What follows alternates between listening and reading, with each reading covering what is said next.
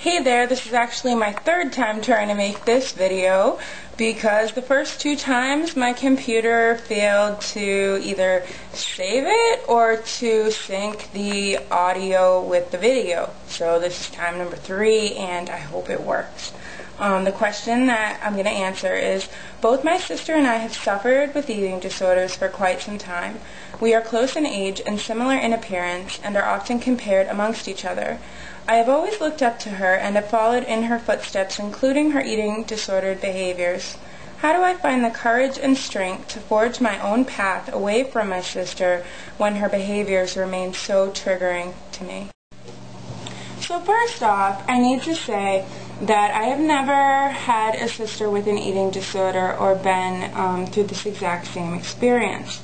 I have had close friends and coworkers that have struggled with eating disorders and found it very difficult to recover when I knew that there was a possibility of me being compared to them because I was associated with them. The coworker I'm speaking of is one who people would routinely get us mixed up and mistake us for one another. She was about the same height and weight as me during a difficult time, and I have a feeling, judging by her eating patterns and stuff, that she did struggle as well. And it was hard to really come to terms with recovery, given that, people might think, I'm either better or bigger or whatever than her. And with my friends, especially close friends, it's also very difficult because people tend to associate us with one another, and just finding the strength to recover in the midst of someone else's disorder can be so challenging, and I can't even imagine what it would be like with a sister that I looked up to.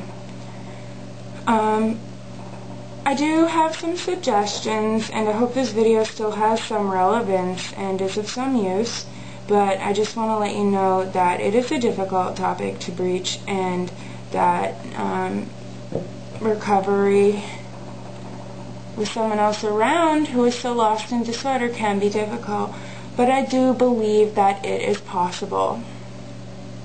I really think it's important to remind yourself that you are your own person. Nobody else is you. Nobody else can dictate your life or your behaviors or your decision to recover.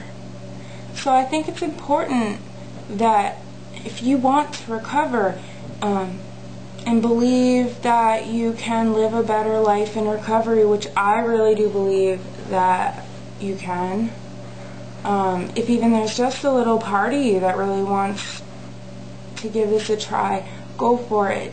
Dare to forge your own path. It may feel incredibly, incredibly scary, but I would say that this is a risk certainly worth taking. When we're talking about eating disorders and being compared and evaluated, the person who is most eating disordered, or the person who is, thinner or whatever, is not the winner. They have not actually attained anything, that gives them more self-worth or self-value. Having an eating disorder cannot be equated with having success. In fact, when you are so lost in your eating disorder, the only thing you get kudos for, the only thing you get an A in, is self-destruction, really. A number, or the way you look in the mirror, is really not a fair way to evaluate yourself, even though when you're lost in the disorder, you learn to think that keeping this disorder to cope with feelings, or to look a certain way, but I think it's mostly about feelings and numbing feelings. You haven't achieved anything, and there is a better way to live out there, and you really, really need to do it for yourself. And being compared to somebody else is difficult. But if you find people comparing you to somebody else, you can always say that you don't appreciate it, that it really doesn't help you, and know that if somebody ever were to say something to the extent of, oh, you look like you're doing well, but your sister, she doesn't look so well. And I don't know if that is the thing that would actually be said to you by anybody. But if somebody were to make a comparison like that, understand that it's not malicious. Understand that you are not inferior in any way, and that comment was not meant to hurt you. Recovery is so hard and yet so admirable, and some people say things out of sheer ignorance. And part of recovery is learning how to have the strength to get past those things and to see how living a life without an eating disorder can really be beneficial. And the last thing that I really wanted to say was that by choosing to recover and choosing to get better, which of course is a process and it takes a lot of time, and I will not say it's easy because it generally is not. You can help somebody else by just being a role model, by just being there, and by saying, I have chosen to recover. Ultimately, you can only make decisions for yourself. You may try to talk to your sister and say, I don't want to go on like this. I want to recover. Do you want to recover? But ultimately, you can only change your own actions.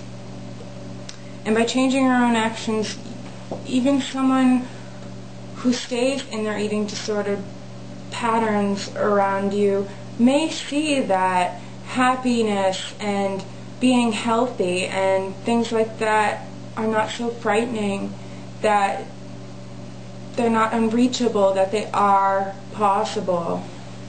I think being around a friend of mine who is eating disordered, just being there when she says, I want to go to dinner after I've seen that she doesn't eat for days, I do feel compelled to say yes. I feel like I want to be there as a role model. I want to show her that it's okay. If she wants to eat, I don't want to hurt her. I'm going to go, and, maybe seeing that someone else can do it can help her change her mind. And maybe that's a naive assumption, and know that being strong and a role model does not guarantee that you will change somebody else's, volition and, just what they want to do. But know that you can do it, that you deserve it, that you are your own person, and that it is possible. It is so difficult to be around somebody else like that. So difficult to have looked up to somebody else like that, as you say.